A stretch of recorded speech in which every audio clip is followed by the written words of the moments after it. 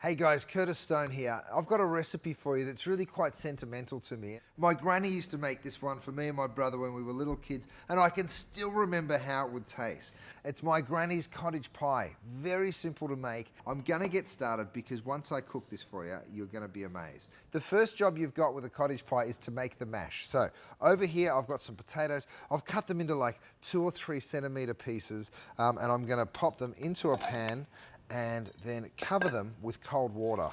All right, so we'll put that up to a nice high heat with just a little bit of salt. Now you'll see I've put the water about 2.5 centimeters above the potatoes. So again, you don't have to fill the pot all the way to the top. Once that water starts to simmer, I'm gonna reduce the heat and cook with the lid slightly tilted for about 15 minutes or until the potatoes are tender. While they're cooking, I'm gonna get started on the beef filling. Now I'm using 3-star Coles mince. That's got a little bit of a fattier content, which I love, especially for this dish, because what we're gonna do, hear that sizzle? That's what you wanna hear.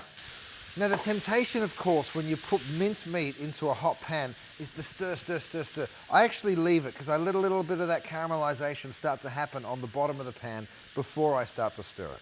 So let it caramelize a little, get some of that beautiful browning going on, and then turn your beef over.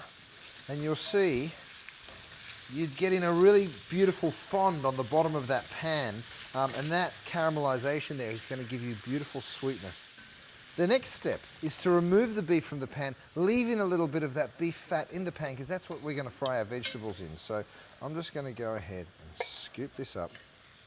Then I go ahead and get my onions, leaving that little bit of fat in the pan, and again, just slowly developing that flavor in the pan with those frying onions. The room should be filling with beautiful fried onion smell. Then what you do is you get your carrot, as well as a little bit of celery, and we give that a couple of minutes. And of course, it's an absolute essential, we all know it in most dishes, it's garlic, finely crushed. Now if you have a look at my potatoes, you'll see they're just coming up to the boil. So what I'm gonna do is just tilt the pan ever so slightly to allow a little bit more steam out and just reduce the heat. Next, I take a couple of tablespoons of tomato paste, add that.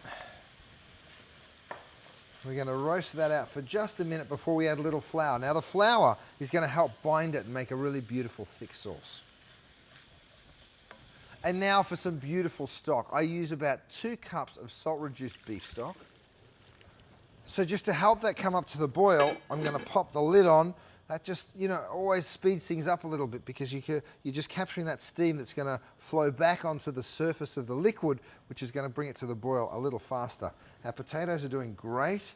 You want to make sure that they're not overcooking, so the best way to do that is just pull one out to the surface and just give it a little feel. And if it's not soft, then you know you've got a little bit further to go. So let's take a look. Oh yeah, perfect. See those little bubbles in the pan? It's exactly what you're looking for. Your next step is to get that beef and go ahead and add it back in.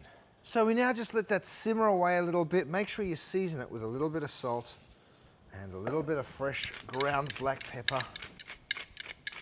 It is beginning to smell just like walking into Granny's kitchen right here. It smells beautiful. And guess what? Our potatoes, let's take a look. Oh yeah. As soon as they give way like that, you pretty much know they're good. Right, so what I do is I drain the water off the potatoes and then I take that strainer and pop it back over the hot pan, because that steaminess, that warmth of the hot pan below is going to help to dry those potatoes out, which will give you a really, really creamy mash. And just tip these potatoes back into my warm pan, get the good old trusty masher, and start going to town. Then I'm going to add a little bit of milk. Just continue to mash that up. Let me have a taste of this.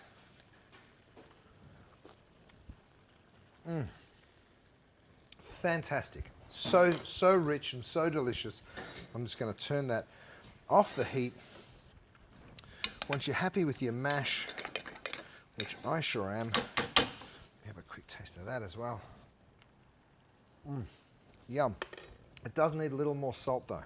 So the only thing left to do here is to get our potatoes on top of our cottage pie.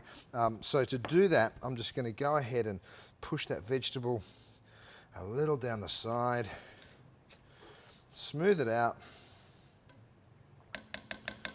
and then directly in this pan, I'm just going to pick up some of my potato. And you see how I'm putting the potato on just in little pieces, but I make sure that I get it all pretty much covered. Then you can go back in with your spatula and kind of smooth it out a little, if you like. And then actually what I like to do is get a smaller spatula or a spoon and sort of dig into it a little bit, so you get some bits that are sort of sticking out that are a little crispy. The last job I've got here is to brush it with just a little bit of butter, and we're done. Once you've got that butter on top of the potatoes, all you have to do is stick this under the grill, and it's only going to take about 6 minutes. It's going to turn golden, slightly crispy, and so good. Oh, the 6 minutes is up. Have a look at that. It's so easy to do. I just can't help it. I'm going to dig in. I've got to get a little taste. Oh, yum. Nice and hot. I hope you enjoy my granny's cottage pie as much as I do.